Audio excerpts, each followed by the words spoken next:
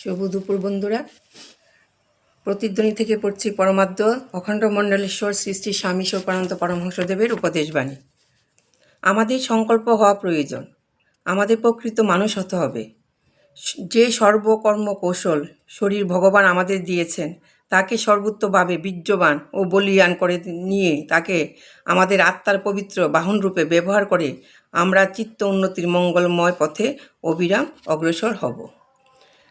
কাম, ক্রোধ, লোভ প্রভৃতি রূপে যে সকল অস্ত্র আমাদের প্রদান করা হয়েছে তাদের অধীন না হয়ে দৃঢ়হস্তে তাদের ধারণ করে নিজেদের ইচ্ছাধীনে তাদের প্রয়োগ করে আমরা আমাদের পথ বাধা নিশ্চয়কে নষ্ট করে অগ্রসর হব।